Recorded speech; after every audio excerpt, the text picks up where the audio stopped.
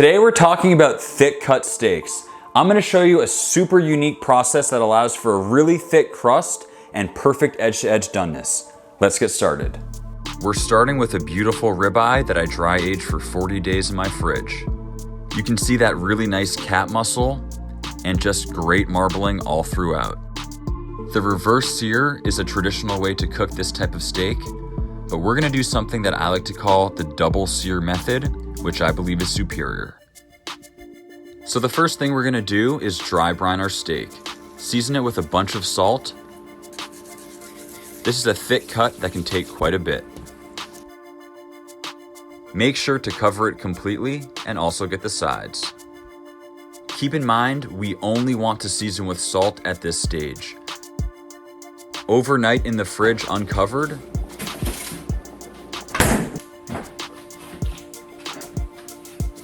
Notice how all of the salt has been absorbed. This steak is now seasoned all throughout and has a very dry exterior, which is going to allow for better searing. The next step is to sear in a cast iron, and we don't want to add any other seasonings that would burn. I'm searing with beef tallow, but anything with a high smoke point would work fine. Add your steak, and keep in mind that the sear primarily comes from the steak touching the pan, not necessarily the oil, so press down firmly. After a couple minutes, this is exactly what you're looking for. Nice mahogany color, covering every inch of the steak. Flip it over and do the exact same thing to the other side. Now in this first step of the cooking process, we're really not trying to cook the steak whatsoever. We're just looking to get that sear, so make sure you're using high heat and remove as soon as you get a nice color. And get your grill fired up.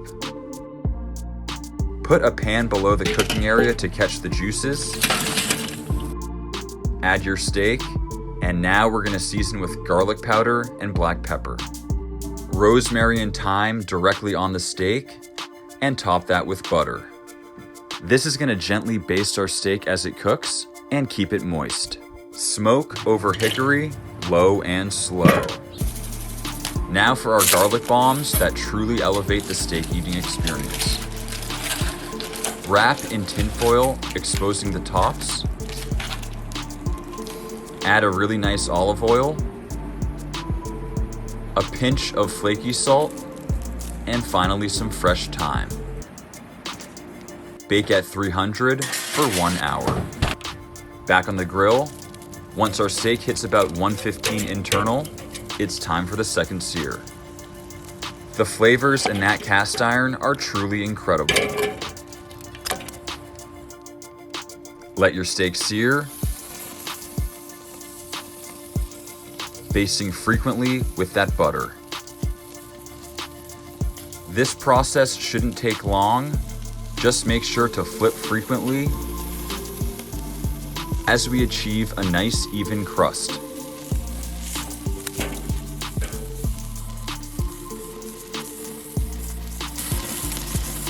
Back inside, make sure to reserve that liquid gold. And just take a look at the crust on this steak.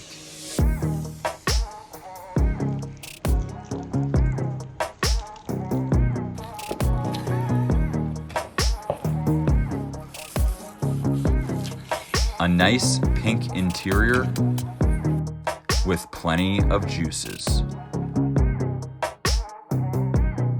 With a traditional reverse sear, we're at the mercy of our steak being done before our crust is formed.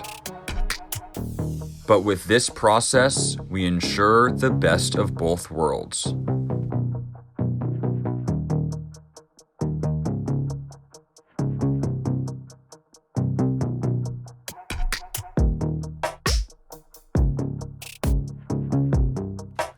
Garnish with our garlic bombs that have turned into sweet,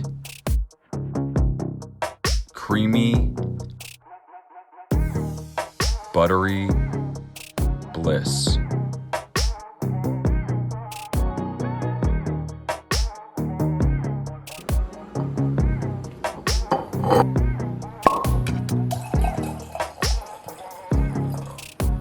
top with herb butter, flaky salt, and of course, our garlic.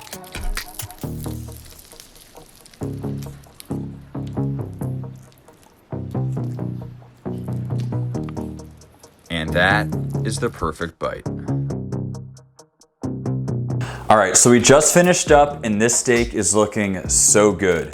The key here was double searing. So we started on that cast iron, got a really good hard sear, slow smoked it, got that smoke flavor, then finished it up over the fire, over the flames, and it's looking great. I'm going for the bite. Wow. That steak was so good. First and foremost, you get that dry aged flavor, so a little bit funky, kind of like blue cheese, but really delicious. Then you had all those herbs. So we put those herbs on, the butter on top, and it kind of just basted the steak as it cooked. You get that smoke flavor, but the most important thing is that crust. The crust on this steak is amazing. It's basically two crusts layered on top of each other. You have that first one, then the smoke, then the herbs, and then that final crust to just kind of engulf the entire thing. And overall, it was just completely packed with flavor. So in terms of the doneness, honestly, I probably overcooked this steak by about 3 to 5 degrees. I prefer to have a little bit less of a gray band on the edges and a little bit more of a redness in the middle. But really when it comes down to it, I'd way prefer to have a super thick crust like what we got than really focus too much on the doneness on the inside. This is a ribeye with tons of marbling and it was extremely juicy regardless, so I'm still very, very happy with it. And those garlic bombs, I've talked about those a ton in the past, but they really just add the finishing touch to any steak, and overall the whole thing was amazing. Thank you guys so much for watching. I really hope you enjoyed this content. If you did, please subscribe, give me a like, and I'll see you next time.